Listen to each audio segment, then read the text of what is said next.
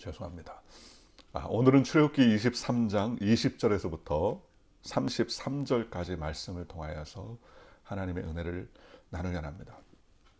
하나님은 이 출애굽기 23장에서 지금까지 여러 가지 하나님의 규율법, 삶의 법들, 법칙들을 하나님께서 말씀해 주셨습니다. 큰 중심은 바로 십계명이죠. 그리고 그 십계명의 세부적인 조항들, 배상의 법칙이라부터 시작해서 도덕법, 성결법 여러 가지 법칙들을 하나님께서는 말씀해 주셨습니다. 그것은 바로 하나님이 어떤 분인가를 우리에게 알려주는 대목이라고 성경은 말씀하셨습니다. 오늘은 하나님께서 이스라엘 백성에게 명령과 약속에 대한 이야기를 말씀하고 있습니다. 그래서 오늘 보니까는 20절에 내가 사자를 내 앞서 보내어 길에서 너를 보호하여 너를 내가 예비한 곳에 이르게 하리니 그랬습니다. 하나님은 이스라엘 백성을 내팽개치시는 분이 아니라 하나님은 사자를 보내어서 너를 보호하겠다 그렇게 말씀하셨습니다. 하나님은 우리가 하는 모든 일에 앞서서 사자를 보내서 주님께서 지켜주신다라고 하나님이 이렇게 말씀해 주셨습니다. 천사는 눈에 보이지 않죠. 인간의 눈에 보이지 않습니다. 영적인 존재이기 때문에 그렇죠. 육신을 입고 있지 않은 존재이기 때문에 그렇습니다. 그런데 하나님께서는 나의 사자 그랬습니다. 그렇죠? 하나님은 이스라엘에게 그 사자를 백성 앞에서 보내실 것이다. 그들을 보호하고 하나님이 원하시고 작정하신 곳으로 인도하겠다라고 말씀해 주셨습니다. 그 사자의 목소리를 청종하고 순종해야 했습니다. 그들은 즉 이스라엘 백성들은 그를 노엽게 하지 말아야 했습니다. 왜냐하면 하나님의 이름이 그들에게 있고 또 만일 그들이 사자의 목소리를 듣지 아니하면 사자들은 그 허물을 사하지 않으실 것이기 때문입니다. 그죠? 그래서 하나님께서는 사자를 앞서 보낸다. 이것은 무엇을 예표합니까? 바로 예수 그리스도를 예표합니다. 하나님께서 우리에게 사자를 예표해 주셨습니다. 먼저 앞서가게 해 주셨다는 것이죠. 하나님이 아브라함에게 독자 이삭을 모리아 산에서 번제로 드리라라고 말씀해 주셨습니다. 여호와의 사자를 먼저 보냈습니다. 그게 누굽니까? 하나님입니다. 여호와의 사자는 바로 하나님을 의미하는 것이죠. 야곱은 꿈에서 하나님의 사자가 나타났습니다. 나는 베델 하나님이라 베델 즉 하나님이라 라고 말씀하셨습니다. 그래서 그가 하나님을 경배했었습니다. 야곱은 요셉의 아들을 축복할 때에 나를 모든 환난에서 건지신 사자께서 이 아이에게 복을 주소서라고 그렇게 이야기합니다. 즉 하나님의 사자는 누굽니까? 하나님 자신을 말하는 것입니다. 하나님 자신. 오늘날 하나님께서 우리를 인도해 주실 때에 내버려 두지 아니하시고 하나님의 사자 즉 그리스도께서 우리를 인도해 주시고 또 이제는요 성령께서 우리를 인도해 주신다는 것을 말씀하고 있습니다. 우리가 어디를 가든지 간에 우리의 삶에 앞서서 역사해 주시고 기름을 부어주겠다는 것을 말씀하신 것이죠. 또 성경에 보니까 너희는 삶과 그의 목소리를 청종하고 그를 노엽게 하지 말라. 그가 너희의 허물을 용서하지 아니할 것은 내 이름이 그에게 있음이니라. 내가 그의 목소리를 잘 청종하고 내 모든 말대로 행하면 내가 내 원수에게 원수가 되고 내 대적에게 대적이 될지라. 하나님의 말씀, 사자의 말씀을 잘 청종하고 그 말씀대로 순종하는 삶을 살면 원수가 하나님의 원수가 된다는 겁니다. 나의 원수가 하나님의 원수가 되고 나의 대적이 하나님의 대적이 된다. 이 말은 즉 하나님께서 우리와 함께 하신다는 거예요. 동행하신다는 거예요. 우리를 붙잡아 주신다는 것이죠. 내 사자가 내 앞서 가서 너를 아모리 사람과 헷 사람과 브리스 사람과 가나안 사람과 히윗 사람과 여부스 사람에게로 인도하고 나는 그들을 끊으리니 너는 그들의 신을 경배하지 말고 섬기지 말며 그들의 행위를 본받지 말고 그것들을 다 깨뜨리며 그들의 조상을 부수고 내 하나님 야훼를 섬기라. 그리하면 야훼가 너희의 양식과 물에 복을 내리고 너희 중에 병을 제하리니 내 나라에 낙태하는 자가 없고 임신하지 못하는 자가 없을 것이라 내가 너의 날수를 채우리라. 하나님께서 먼저 사자를 앞서 보내신다고 했습니다. 가나안 사람, 헷 사람, 브릿 사람 또는 히윗 사람, 여붓 사람, 아모리 사람, 그러한 사람들 하나님께서 먼저 앞서서 하나님이 역사하시고 그들을 하나님이 미리 끊어 놓으시겠다는 것입니다. 그러니 뭐하지 말라? 두려워하지 말고 염려하지 말라는 것입니다.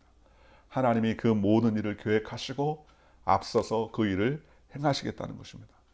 그러니 하나님은 가나안 땅에 들어갈 이스라엘 백성을 벌써부터 준비시키시고 훈련시켜 주시는 것입니다. 그래서 하나님의 명령에 순종하고 그 말씀을 따라 살 수 있도록 하나님께서 은혜를 베풀어 주셨습니다. 이렇게 하나님을 섬기면 어떻게 된다? 오늘 성경 25절에 보니까 너희 양식과 물에 복을 내리고, 우리가 먹는 양식과 물에 복을 내린다는 거예요.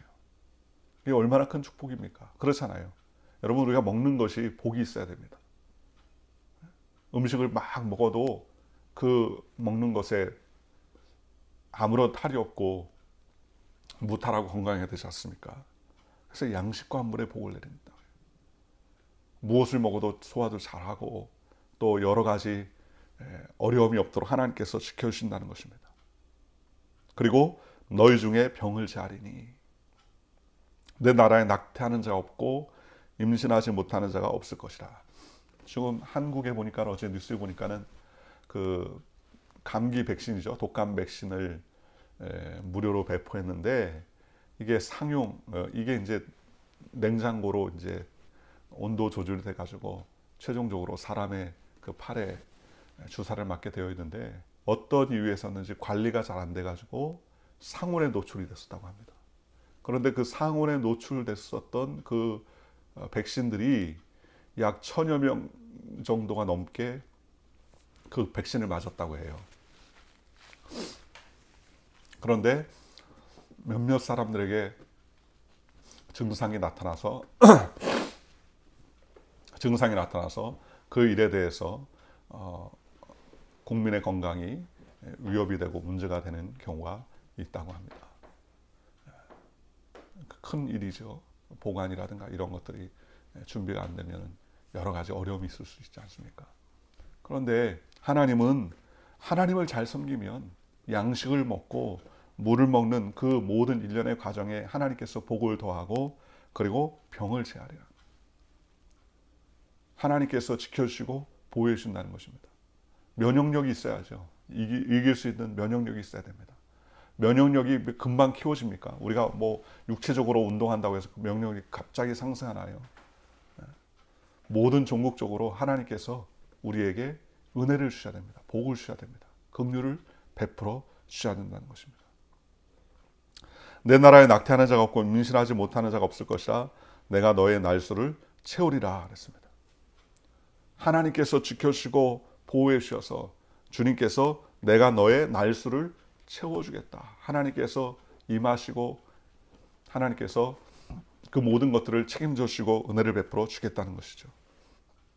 하나님을 잘 섬기면 하나님께서 이렇게 우리에게 지켜주시고 은혜를 베풀어 주신다는 것입니다. 27절에 내가 내 위엄을 내 앞서 보내어 내가 이를 곳에 모든 백성을 물리치고 내 모든 원수들이 내게 등을 돌려 도망하게 할 것이며 내가 왕벌을 내 앞에서 보내리니 그 벌이 히위 족속과 가나안 족속과 헷 족속을 내 앞에서 쫓아내리라. 하나님이 내가 위엄을 내 앞을 보낸다. 하나님께서 전투와 전쟁과 모든 그런 상황 가운데서 하나님께서 앞서서 행하시겠다는 것입니다. 그래서 하나님께서 대적 원수들을 물리치고 그들을 도망하게 할 것이다. 하나님께서 임하여 주실 것이다. 그렇게 말하는 것이죠. 또 26절에 하나님께서 28절에 내가 왕벌을 내 앞에서 보내어 모든 백성을 물리치겠다. 하나님께서 왕벌을 보내어서 이스라엘 백성들을 지키시고 보호해 주시고 모든 원수들이 등을 돌려 도망하게 할 것이다.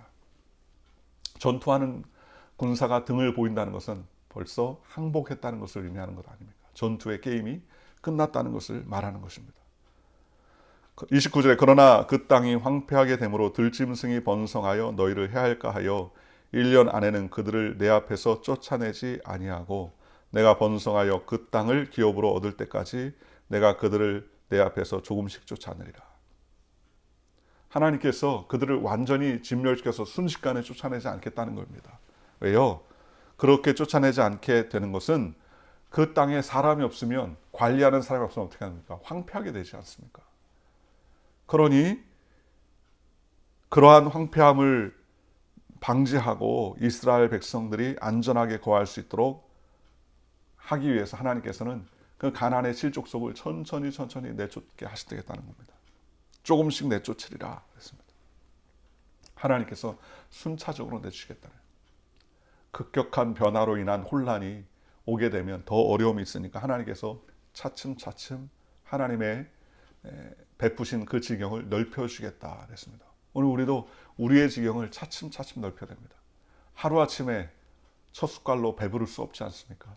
차츰차츰 하나님이 주시는 은혜의 지경, 하나님이 주시는 은총의 지경, 하나님께서 우리에게 베풀어 주시는 그러한 지경들을 우리는 차츰차츰 하나님의 은혜 가운데 넓혀야 됩니다. 31절에 내가 내 경계를 홍해에서부터 블레셋 바다까지와 광야에서부터 강까지 정하고 그 땅의 주민을 내 손에 넘기리니 내가 그들 앞에서 쫓아낼지라. 하나님은 우리의 경계들을 지정해 놓으셨습니다. 삶의 경계, 이스라엘 백성이 거주할 경계들을 지정해 놓으시고 하나님께서 그 땅을 이스라엘 백성에게 주셨습니다. 오늘 성경에 뭐라 합니까? 그 땅의 주민을 내 손에 넘기리니 내가 그들을 내 앞에서 쫓아낼지라. 하나님이 그들을 이스라엘 손에 붙여주시고요, 하나님께서 그들을 그 손에 넘겨주시겠다 했습니다.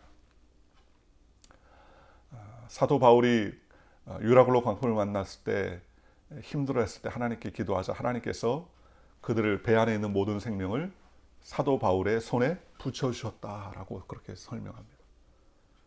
사도 바울의 손에 거의 300명이 조금 안 되는 사람들의 생명을 내 손에 붙여주시겠다 그렇게 말씀하셨습니다. 그러니 하나님께서 사도 바울에게 능력과 힘을 주시는 것이죠. 이스라엘 백성들이 가나안 땅에 들어왔을 때에 가나안의 칠족속들을 하나님께서 이스라엘 백성의 손에 넘겨주시겠다, 붙여주신다라고 말씀하셨습니다. 32절에 너는 그들과 그들의 신들과 언약하지 말라. 그들이 내 땅에 머무르지 못할 것은 그들이 너를 내게 범죄하게 할까 두려움이라. 내가 그 신들을 섬기면 그것이 너의 올무가 되리라. 우리는 하나님을 온전히 섬기는 믿음의 백성이 되어야 됩니다. 우리의 마음속에 하나님보다 더 사랑하는 그것을 하나님을 기쁘시게 하지 못합니다.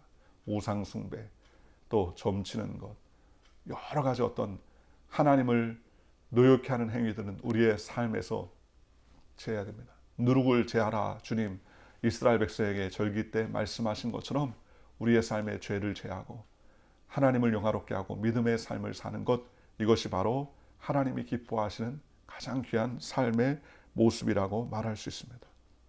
바로 하나님께서는 이렇게 출애굽기 23장 이 20절 이전에 자세한 생활 법들에 대해서 말씀하시고서 오늘 20절에서부터 33절까지 큰 테두리로 이스라엘 백성들을 인도해 주겠다.